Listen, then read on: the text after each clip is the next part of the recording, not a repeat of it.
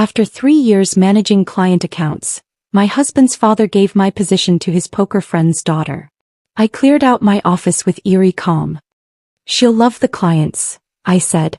When the biggest account called the next day, the new manager froze. "They're all pulling out," she gasped, staring at her screen as the conference room door clicked shut behind me, and I knew my world had just shifted forever. Kevin Sr. sat behind his mahogany desk like a king delivering judgment, his fingers drumming against the polished wood. My husband Kevin slouched in the corner chair, studying his shoes as if they held the secrets of the universe. The air felt thick, suffocating, like breathing through wet cotton. "We're making some changes to the client management team," Kevin Sr. announced, his voice carrying that familiar tone he used when discussing weekend golf plans. "Casual. Unimportant. Stephanie will be taking over your accounts starting Monday." Stephanie, Robert's 24-year-old daughter who'd graduated 6 months ago with a business degree and zero understanding of what it meant to hold someone's trust in your hands. I felt my face arrange itself into something resembling composure. 3 years. 3 years of arriving before anyone else, staying until the security guard made his final rounds. 3 years of memorizing client preferences, their children's names, their anniversary dates. Mrs. Henderson preferred her contracts printed on cream-colored paper because white reminded her of hospital forms. Mr. Chen's assistant always needed documents sent by Thursday for his weekend review ritual. These weren't just details, they were the threads that wove relationships together. "She's young and eager," Kevin Sr. continued, as if youth and eagerness could replace years of carefully cultivated trust. "Fresh perspective, you know? Sometimes we get too comfortable in our routines. Too comfortable. As if comfort was a weakness instead of the foundation that had built their most profitable client relationships." My husband finally looked up, his eyes meeting mine for exactly 2 seconds before darting away again. In those brief moments I saw everything I needed to know. He'd known this was coming. Maybe for weeks. Maybe months. And he'd said nothing. "I understand," I heard myself say, though I understood nothing about how loyalty had become expendable overnight. The rest of the meeting passed in a blur of transition timelines and handover procedures. Kevin Sr. mentioned a severance package, something about appreciating my contributions, words that floated around the room like smoke. I nodded at appropriate intervals, signed papers that felt foreign under my fingers, and wondered when I'd become a line item to be resolved. Walking back to my office felt like moving underwater. Colleagues avoided eye contact, suddenly fascinated by their computer screens or coffee cups. Linda from reception gave me a sympathetic smile, but even she seemed afraid to get too close, as if whatever had happened to me might be contagious. My office, former office, looked smaller somehow. The family photos on my desk seemed to mock me now. There was Kevin and me at last year's company picnic, his arm around my waist, both of us laughing at something his father had said. There was our wedding photo, Kevin Sr. standing proudly beside us like we were his greatest investment. How quickly pride could turn to dismissal. I opened my desk drawers methodically like performing surgery. Personal items went into the cardboard box they'd thoughtfully provided. My favorite coffee mug, the small cactus plant Mrs. Henderson had given me after I'd helped her through a particularly difficult contract dispute. The stress ball shaped like a globe that Mr. Chen had brought back from his trip to Singapore. But it was the bottom drawer that held my real treasures. Behind the emergency chocolate bars and backup reading glasses sat my red leather folder. I'd bought it during my first week on the job, thinking it looked professional and important. Over 3 years, it had become something more precious than any corporate handbook. Inside were pages of handwritten notes. Not the official client files that lived in the company database, but the human details that made business personal. Anniversary dates, children's achievements, favorite restaurants, vacation preferences, health concerns they'd mentioned in passing. The kind of information you couldn't find in any spreadsheet or formal report. Mrs. Henderson's husband preferred their meetings scheduled after 10 in the morning because his arthritis made early mornings difficult. Mr. Chen's daughter had just started college and he worried constantly about her adjusting to campus life. The Williams account always sent Christmas bonuses to their vendors because they remembered what it was like to struggle when they were starting out. These weren't just client notes. They were relationship maps, carefully drawn over countless conversations and shared moments. They represented the difference between managing accounts and nurturing connections. I slipped the folder into my purse instead of the cardboard box. Some things were too valuable to leave behind, too personal to hand over to someone who saw clients as numbers on a spreadsheet rather than people with stories and dreams and fears. Stephanie appeared in my doorway as I was taping up the box, her perfectly styled blonde hair catching the fluorescent light. She wore a navy blue suit that probably cost more than I'd spent on clothes all year, and her smile had the practiced brightness of someone who'd never had to earn anything she'd been given. "I'm so excited to work with your clients," she gushed, as if they were gifts being passed down rather than relationships built on years of trust and mutual respect. "I've already started reviewing their files. They seem like such interesting people." Interesting.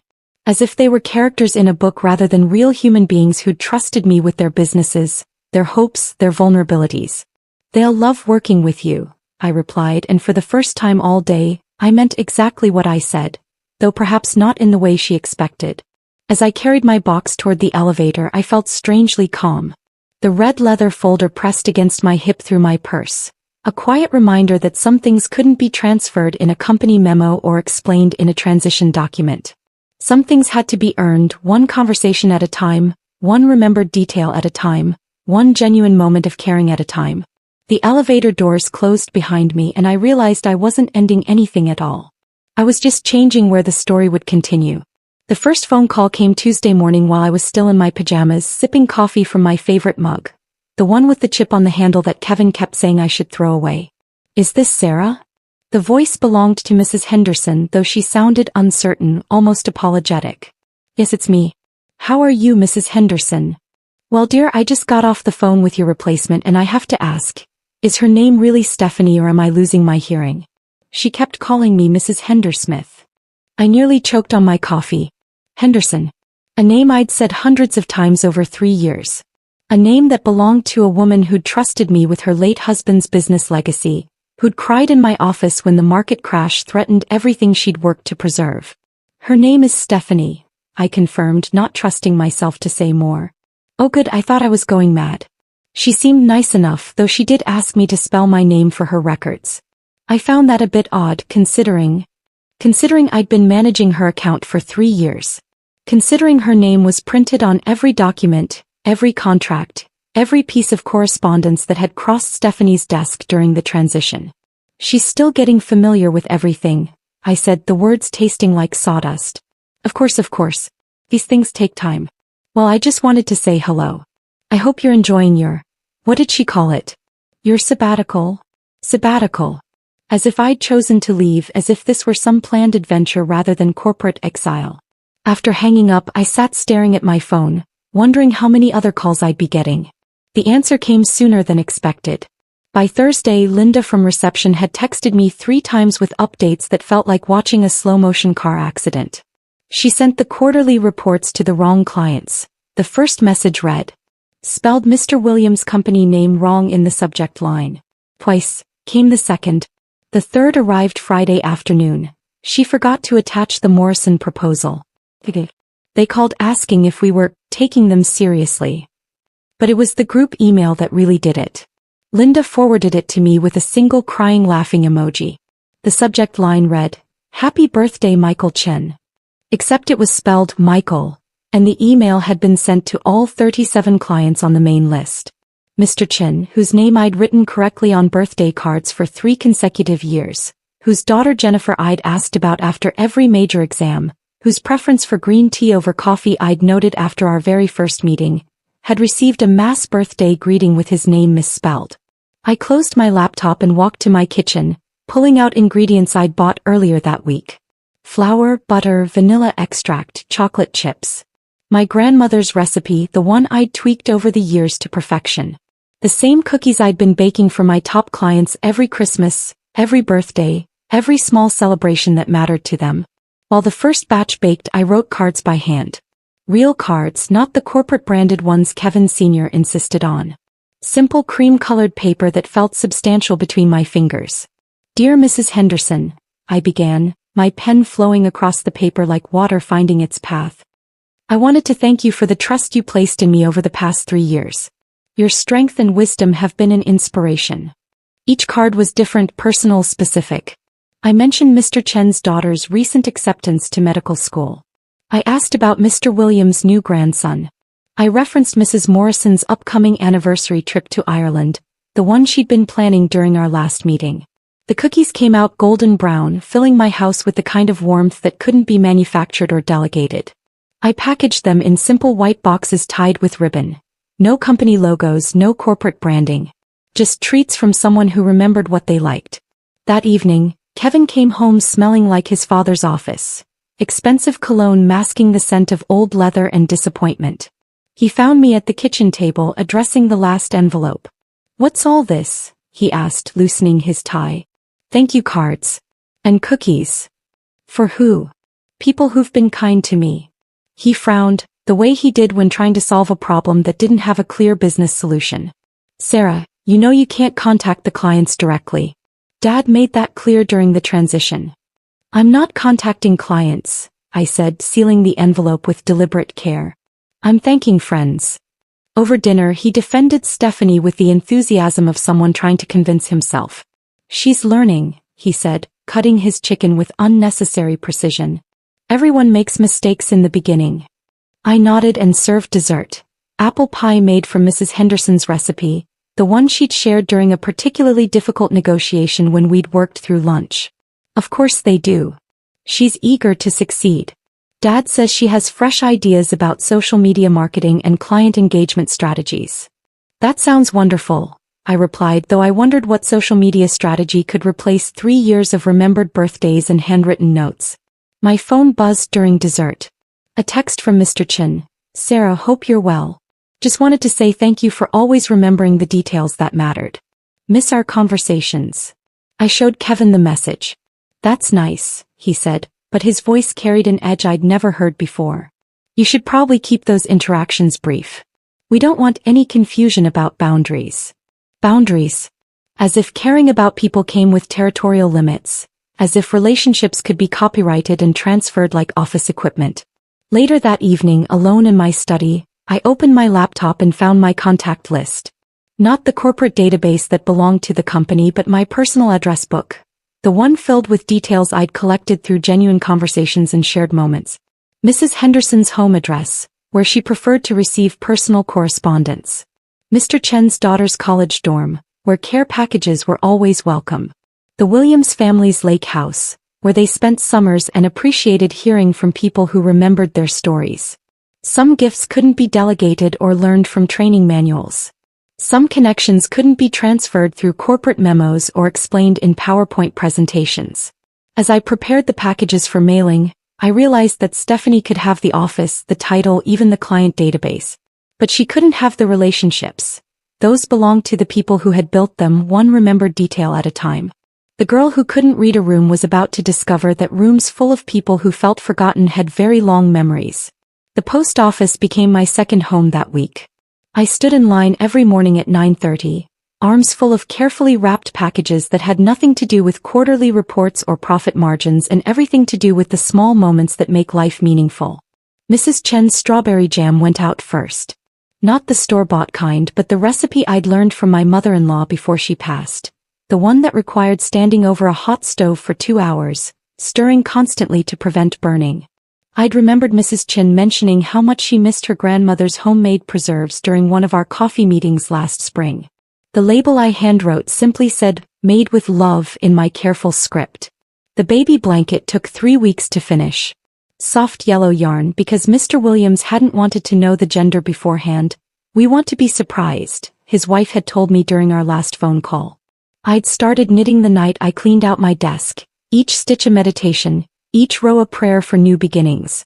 The pattern was simple but elegant, something that would last through multiple babies and eventually become a family heirloom. For Mrs. Morrison, I pressed flowers from my garden between sheets of wax paper, creating bookmarks from the roses and lavender that reminded me of the Irish countryside she'd described so vividly. She'd shown me photos of the cottage where she and her late husband had honeymooned 40 years ago, the place she planned to revisit for their anniversary. "The roses there smell like heaven," she'd said, her eyes distant with memory. Each package went out without fanfare, without business cards or promotional materials. Just my personal return address in the corner, written in the same careful handwriting I'd used for their birthday cards and thank you notes over the years. The responses started trickling in by Thursday. "Sarah, the jam is absolutely perfect," Mrs. Chin wrote. "It tastes exactly like my grandmother's recipe. How did you know? I've been searching for that flavor for 20 years. Mr. Williams called my personal phone, his voice thick with emotion. "The blanket is beautiful." Margaret cried when she opened it. She said only someone who truly cared would remember such details. Are you still available for consulting work?" I deflected gently the way I'd learned to do. "I'm taking some time to focus on family right now, but thank you for asking. How is Margaret feeling? Is the morning sickness getting better?" "Much better, thanks to your recipe for ginger tea. She still has the card you sent with the instructions." Meanwhile, Linda's updates from the office painted a different picture entirely. She'd taken to sending me screenshots of Stephanie's social media posts, each one more tone-deaf than the last. "Crushing it in client relations. #bosslife #neversettle," read one, posted alongside a perfectly staged photo of Stephanie at her desk, laptop open to what looked suspiciously like a Pinterest page rather than client files. "Coffee meeting with Mr. Williams. Love connecting with our amazing clients. #networking #success," came another, though Linda's follow-up text revealed the truth. She spent the entire meeting trying to pitch him social media services for his manufacturing company. "He makes industrial equipment, Sarah. For factories." She kept saying, "We need to make your brand more Instagram-worthy." The breaking point came on a Tuesday afternoon. I was in my kitchen experimenting with a new scone recipe for Mrs. Henderson. She'd mentioned loving the ones from a bakery in Scotland during our last conversation, when my phone buzzed with a message from Linda that made me pause mid-stir. "Emergency. She's locked in the bathroom crying. Something about the Morrison account. Kevin Sr. is pacing his office. Can you call me?" Instead of calling, I drove to the office. Not to interfere, not to gloat, but because Linda sounded genuinely worried, and despite everything I still cared about the people I'd worked with for 3 years. I found Linda in the break room, stirring her coffee with unnecessary vigor. "She got an email from Mrs. Morrison's assistant," Linda whispered, even though we were alone. "Apparently, Stephanie sent them a proposal for modernizing their brand identity, and suggested they needed a younger demographic approach. Mrs. Morrison is 73, Sarah. Her entire client base is retired professionals who value tradition and stability." "Oh no. It gets worse."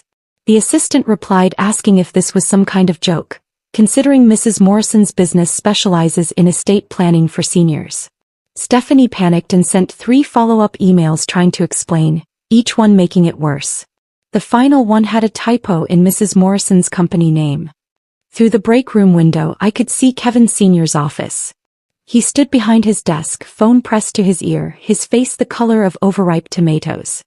His free hand gestured wildly, the way it did when he was trying to salvage a situation that had already spiraled beyond recovery. "Mrs. Morrison's assistant called to speak with you specifically," Linda continued. "When they were told you no longer worked here, they asked for your personal contact information." Stephanie overheard and, well, that's when the waterworks started. I pulled out my phone and scrolled to Mrs. Morrison's number. Not the business line, but her personal cell, the one she'd given me after her husband's funeral last year, when she'd needed someone to talk through the complicated emotions of taking over a business that had been built for two. "Mrs. Morrison? It's Sarah. I heard there might have been some confusion about your account, and I wanted to make sure you're okay. Sarah dear, thank goodness. I was hoping you might call. I received the most peculiar email today suggesting I needed to attract 20-somethings to my estate planning practice. I thought perhaps it was some sort of mix-up.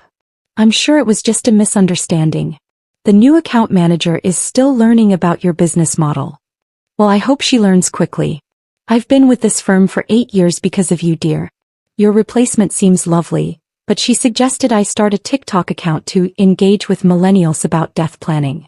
I'm afraid I don't even know what TikTok is."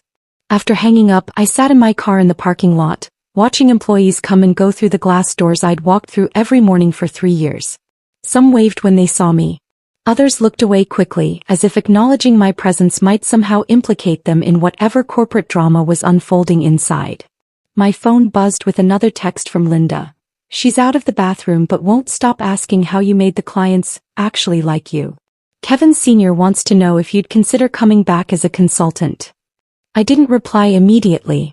Instead, I drove home and finished making Mrs. Henderson's scones, humming softly to myself as I worked. The afternoon light streamed through my kitchen window, warming the flour-dusted countertop where packages waited to be mailed, each one a small act of rebellion against the idea that relationships were transferable assets rather than gardens that required years of patient tending. The scones were cooling on wire racks when Kevin came home that Friday, his shoulders carrying the weight of 3 weeks' worth of disasters. He dropped his briefcase by the door with a thud that seemed to echo through our suddenly too quiet house. "The Patterson Group terminated their contract today," he said without preamble, loosening his tie with jerky movements. 8 years with the firm. Gone. I continued transferring scones to a storage container, my hands steady despite the tremor I felt building somewhere deep in my chest. The Patterson Group. I'd negotiated their first major deal, celebrated their expansion into 3 new markets, sent flowers when Mr. Patterson's wife had her cancer scare. What reason did they give? Kevin opened the refrigerator and stared inside as if the answers might be hiding behind the milk cartons. They said their new account manager seemed unfamiliar with their business model, and they needed someone who could anticipate their needs rather than react to them. Anticipate their needs. Like knowing that Mr. Patterson always reviewed contracts on Sunday afternoons, so Friday delivery was essential. Like remembering that his assistant preferred phone calls to emails because she was dyslexic and processed information better when she could hear it. Like understanding that their biggest client presentations always happened in January, so December was crucial preparation time. And the Henderson manufacturing account? Kevin's silence answered before his words did. Thursday. Same story. They said Stephanie was very enthusiastic but didn't seem to understand their industry. Mrs. Henderson, who'd trusted me with her late husband's legacy, who'd shared stories about building the business from their kitchen table, who'd cried in my office when the recession hit and we'd worked together to restructure their entire operation, who'd always said she stayed with the firm because she felt like family there. The landline rang at 11:30 that night, its shrill tone cutting through the darkness of our bedroom. Kevin fumbled for it, his voice thick with sleep and dread. "Hello." I could hear Kevin Sr.'s voice through the receiver, pitched higher than I'd ever heard it, words tumbling over each other in rapid-fire panic. Kevin sat up, running his free hand through his hair. "Slow down, Dad. What happened?" More frantic talking. Kevin's face grew paler with each passing second. "Yes, she's here. Hold on." He turned to me, the phone extended like an offering or maybe a lifeline. "He wants to talk to you." I took the phone, surprised by how calm my voice sounded. "Hello, Kevin." "Sarah, thank God. Look, I know this is awkward, but I need to ask, do you know what's happening with our clients? Because I'm getting calls at home and frankly, I'm at a loss." The vulnerability in his voice caught me off guard. This was the same man who dismissed me 3 weeks ago with the casual indifference of someone discarding outdated office furniture. Now he sounded genuinely frightened. "I've heard some people are unhappy," I said carefully. "What exactly are you hearing?" "The Morrison account called my personal line tonight. Said they'd tried reaching their account manager for 3 days with no response. When they finally got through, she tried to schedule them for a brand strategy session next month. Sarah, they're estate planners. They don't need brand strategy. They need someone who understands probate law and grief counseling." I waited, letting the silence stretch between us. "The Williams Group is asking for their files to be transferred. The Chin account wants to explore other options. These are people who've been with us for years, Sarah. What am I missing?" How could I explain that relationships weren't built on org charts and mission statements? That trust couldn't be downloaded from a client database or learned from a company handbook? "Kevin, these people don't want a vendor. They want a partner. Someone who remembers that Mr. Williams' son is getting married in the spring and that affects their tax planning timeline. Someone who knows Mrs. Morrison still lights a candle every month on the anniversary of her husband's death and might need extra support during those calls. But the files have all that information. Files have facts. They don't have feelings." The next morning brought an unexpected visitor. I was weeding my garden when I heard a car door slam in the driveway. Robert stood at my front gate, his usually perfect posture slightly stooped, his expensive suit wrinkled as if he'd slept in it. "Sarah? Could we talk?" I invited him in, offered coffee, settled him at my kitchen table like any other guest. But his hands shook slightly as he lifted the mug, and his eyes couldn't seem to meet mine directly. "She's trying so hard," he began without preamble. "Stephanie. She studies those client files every night until her eyes water. She's made spreadsheets, flowcharts, even bought books about relationship management." I nodded, genuinely sorry for the girl who was drowning in a job that had looked so simple from the outside. "But it's not working, is it?" Robert's voice cracked slightly. "The clients, they don't trust her. And I don't understand why. She's smart, educated, eager." "Robert, tell me about the first time you fell in love." He blinked, clearly thrown by the change in direction. What does that have to do with anything? Humor me." "Well, I met Patricia at a coffee shop. She was reading Hemingway and had this tiny frown of concentration. I kept going back every day for 2 weeks just to see that frown again." "Did you study relationship manuals to win her over?" "Of course not, we talked. About books, about life. I remembered what she said, what made her laugh." "Exactly. You can't spreadsheet your way into someone's heart, Robert. And that's what client relationships really are. Professional love stories built on 1,000 small moments of genuine caring." He was quiet for a long time, staring into his coffee as if it held answers he wasn't ready to face. "She's my daughter, Sarah. My only child. When Kevin Sr. offered her this position, I thought it was perfect. A chance to prove herself, to build something meaningful. She will build something meaningful, Robert. Just maybe not this."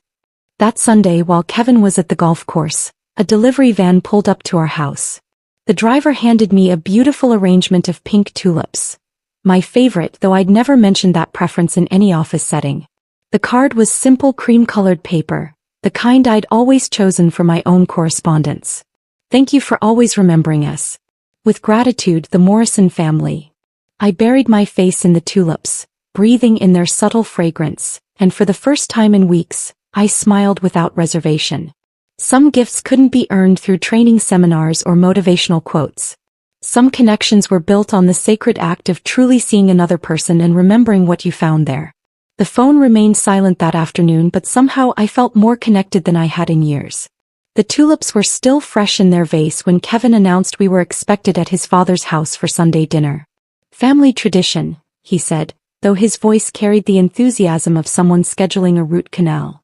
I spent Saturday afternoon making Mrs. Chen's apple pear pie, the recipe she'd shared with me during a particularly difficult contract negotiation 2 years ago. "My grandmother's secret," she'd whispered conspiratorially, "is the cardamom. Just a pinch. It makes people remember the taste long after they've forgotten the meal." The kitchen filled with the warm scent of cinnamon and nutmeg as I rolled out the lattice top, each strip carefully woven like the relationships I'd spent years building. Kevin watched from the doorway, his expression unreadable. "You didn't have to make anything," he said. "Mom always orders from that bakery downtown." "I wanted to. Sarah." He paused, choosing his words carefully. "Maybe we should talk about how tonight might go. Stephanie will be there and things have been tense at the office." Tense. Such a polite word for the complete collapse of professional relationships that had taken years to build. Kevin Sr.'s house looked exactly the same as always. Manicured lawn, pristine walkway, everything designed to project success and stability. The irony wasn't lost on me as we walked up the steps to a dinner that promised to be anything but stable. Kevin's mother, Patricia, greeted us with her usual warm embrace, though her eyes held a wariness I'd never seen before. "Sarah, dear, how are you holding up?" "Holding up." Another careful phrase that acknowledged something had broken without actually naming it. The dining room table was set with the good china, the kind reserved for important occasions or difficult conversations. Kevin Sr. stood at the head of the table, his smile too bright, his voice too loud as he welcomed us with theatrical enthusiasm. "There's my favorite daughter-in-law." He pulled out my chair with exaggerated courtesy, as if good manners could smooth over the fact that he'd discarded me like outdated office equipment 3 weeks ago. Stephanie arrived 20 minutes late, her cheeks flushed and her hair slightly disheveled. She'd clearly been crying recently, though she'd attempted to cover the evidence with makeup that couldn't quite hide the puffiness around her eyes. "Sorry I'm late," she mumbled, sliding into her seat without making eye contact with anyone. "Traffic was terrible." There was no traffic. I'd driven the same route 30 minutes earlier, and the roads were empty except for the usual Sunday afternoon dog walkers and cyclists. Kevin Sr. raised his wine glass with the flourish of someone determined to control the narrative.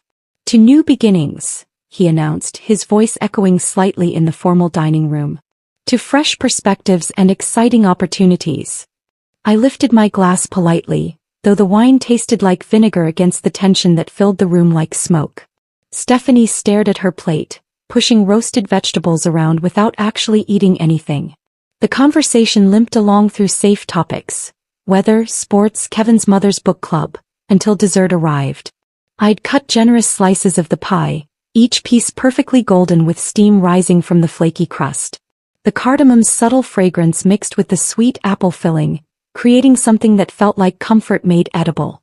Everyone took a bite except Stephanie, who sat with her fork poised over the plate as if the pie might contain poison. "This is incredible," Patricia said, closing her eyes to savor the flavor. "Where did you get the recipe?" "A friend shared it with me," I replied simply. "What kind of friend?" The question came from Kevin Sr., though his tone suggested he already knew the answer. "Someone who understood the value of sharing something meaningful." Kevin cleared his throat, the sound sharp in the suddenly quiet room. "Actually, we've been discussing bringing in additional support for the client services department. Someone to help Stephanie manage the workload." "Help?" Such a diplomatic way of saying she was drowning. "That sounds practical," I said, cutting another small bite of pie. "You had someone who could have helped train her properly." The words hung in the air like a challenge. Stephanie's fork clattered against her plate, the sound making everyone jump. "That's rich coming from you," she said, her voice shaking with barely controlled emotion. "You act like you're so innocent, but we all know what you're doing." "Stephanie," Robert warned from across the table, but she was beyond caring about diplomatic boundaries. "You're sabotaging me." The accusation exploded from her like a burst dam. "Calling the clients, sending them gifts, making them think they can't trust me. It's not fair." I set down my fork carefully, meeting her tear-filled eyes with steady calm. "I haven't called any clients about business, Stephanie. But you're staying in touch with them, making them remember you. You're too emotional to let go and move on like a normal person would." Too emotional. The phrase settled over the table like a layer of dust, revealing more about the speaker than the accused. In Stephanie's world, apparently, caring about people beyond their monetary value was a character flaw rather than a professional strength. Kevin Sr. leaned forward, his mediator voice kicking in. "Now let's all take a breath here. Stephanie, Sarah has every right to maintain personal friendships.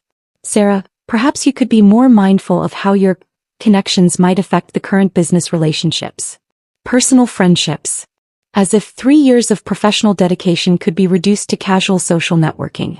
I stood up slowly, my napkin folding itself neatly as I placed it beside my barely touched dessert. "You know what? You're absolutely right, Stephanie. I'm too emotional. I'm too emotional to watch people I care about be treated like line items on a spreadsheet. I'm too emotional to pretend that relationships don't matter. And I'm definitely too emotional to sit here and be blamed for your inability to connect with human beings." The silence that followed felt dense enough to swim through. Patricia's face had gone pale. Robert looked like he wanted to disappear into his chair, and Kevin stared at me as if I'd suddenly started speaking a foreign language. "Sarah," Kevin began, but I was already moving toward the hallway, already reaching for my purse. "Thank you for dinner, Patricia. The roast was perfect as always." I walked to my car with measured steps, my heels clicking against the concrete in a rhythm that felt like a countdown. Behind me, I could hear raised voices spilling from the house. Kevin Sr.'s attempts at damage control, Robert's defensive protests, Stephanie's continued accusations. But as I settled into the driver's seat and turned the key, I felt something I hadn't experienced in weeks: complete and utter peace. The weight that had been pressing against my chest since that first meeting in Kevin Sr.'s office finally lifted, leaving me feeling strangely light. They weren't my problem anymore. The dysfunction, the blame, the desperate attempts to force square pegs into round holes. None of it belonged to me now. I drove home through the quiet Sunday evening streets, windows down, breathing in the scent of autumn leaves and new possibilities. For the first time since this whole mess began, I felt free. The weeks after that disastrous family dinner passed in a blur of autumn colors and unexpected quietude. Kevin and I moved around each other like polite strangers sharing temporary shelter. Our conversations reduced to logistics and weather observations. He worked later, I cooked less, and somehow our house felt both emptier and more peaceful. October melted into November with its familiar rituals. Raking leaves, switching out summer clothes, preparing for the holidays that suddenly felt different without the usual office party planning consuming my evenings. I found myself with time I hadn't possessed in years, hours that stretched luxuriously between sunrise and sunset with no urgent client calls or deadline pressures. It was on the Tuesday before Thanksgiving that the first letter arrived. The envelope bore no return address, just my name written in careful script across cream-colored paper that felt substantial beneath my fingertips. Inside, Mrs. Henderson's familiar handwriting filled 2 pages with words that made my throat tight with unexpected emotion. "Dear Sarah," it began, "I know it might seem strange to write an actual letter in this age of emails and text messages, but some thoughts deserve the permanence of ink and paper. I wanted you to know that what you did for me these past 3 years went far beyond managing my account. When Robert died and I thought I might lose everything we'd built together, you didn't just crunch numbers or restructure contracts. You listened to me cry. You remembered his birthday even after he was gone. You made me feel like his legacy mattered to someone besides me." I had to set the letter down and walk to the kitchen for a glass of water before I could continue reading. "You were never just a manager, dear. You were a guardian of what mattered most, the human connections that make business worth doing. I hope you know how rare and precious that gift is." The letter was signed with a pressed violet, the kind that grew wild in her garden each spring. By Friday, 4 more letters had arrived, each one unique yet carrying the same underlying message. "Thank you for seeing us as more than account numbers." Mr. Williams wrote about the difficult early days of his manufacturing business when I'd stayed late helping him restructure his financing, how I'd celebrated with champagne when he landed his first major contract. "You made success feel shared rather than solitary," his letter said. Mrs. Chen's note came with a photograph that made me laugh out loud, her little terrier wearing the red sweater I'd knitted last Christmas, the one with the tiny paw print pattern I'd designed specifically for him. "Mozart loves his sweater," she wrote. "He wears it every cold morning and I think of your kindness each time I see him in it." The Morrison family's letter arrived on official business letterhead, but the message was entirely personal. "You held our hand through the hardest year of our lives," it read. "When Dad died and left Mom to figure out a business she'd never really understood, you didn't just explain the legal requirements. You translated grief into manageable tasks, helped her honor his memory while building her own confidence." Mrs. Patterson's note was the shortest but perhaps the most powerful. "You taught me that successful business relationships are really just successful human relationships dressed in professional clothes. Thank you for never making me feel like just another client." Each letter felt like a gift I hadn't known I was waiting to receive. They arrived throughout that Thanksgiving week like autumn leaves drifting down, each one settling into place to create something beautiful and whole. Kevin found me reading them again on Thanksgiving morning, spread across our kitchen table like a collection of treasures. He stood in the doorway holding his coffee mug, studying my face with an expression I couldn't quite read. "Those from the clients?" he asked.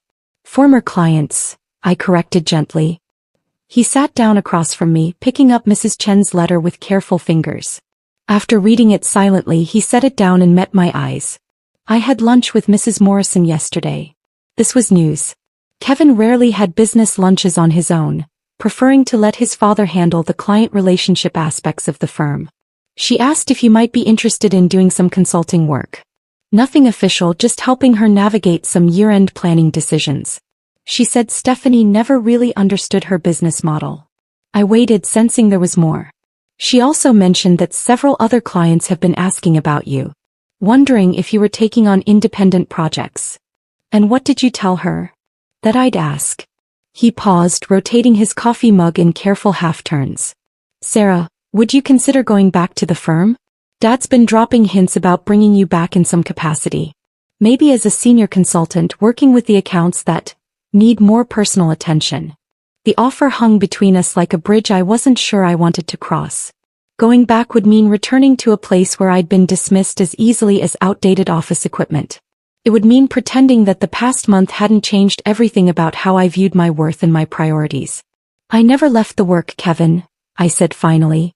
"Just the building." He frowned, not quite understanding. What do you mean? I mean the work I loved. Caring about people, helping them solve problems, being someone they could trust. That didn't require an office or a title or your father's approval. It just required me being myself. 2 days later, Linda texted with news that shouldn't have surprised me but somehow still did. Stephanie cleaned out her desk yesterday. No drama, no announcement. Just an email about pursuing new opportunities. She looked relieved, honestly.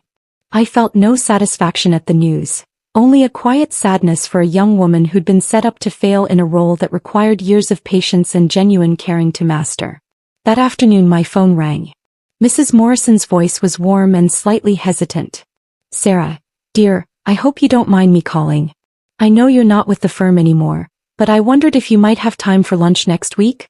Just to catch up, nothing business-related. I'd love that, Mrs. Morrison. Wonderful. And Sarah? Bring that red leather folder of yours. I have some friends who might be interested in meeting you. After hanging up, I sat in my garden despite the November chill, watching the last stubborn leaves cling to the oak tree's branches.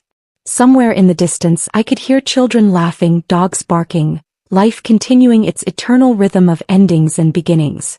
My revenge hadn't been loud or dramatic. It hadn't involved shouting matches or public confrontations. Instead, it had been built from cookies and handwritten notes, from remembered birthdays and genuine concern, from the simple act of treating people like human beings rather than revenue streams. And as I watched those final leaves release their hold and spiral gracefully toward the earth, I realized that sometimes the most profound victories are the quietest ones, the kind that grow slowly in the soil of authentic relationships and bloom when you're not even watching. It was more than enough. It was everything. If this story of quiet revenge had you rooting for Sarah, hit that like button right now. My favorite part was when the client sent those heartfelt letters, showing that genuine connections can't be replaced. What was your favorite moment? Drop it in the comments below. Don't miss more inspiring stories like this. Subscribe and hit that notification bell so you never miss an upload.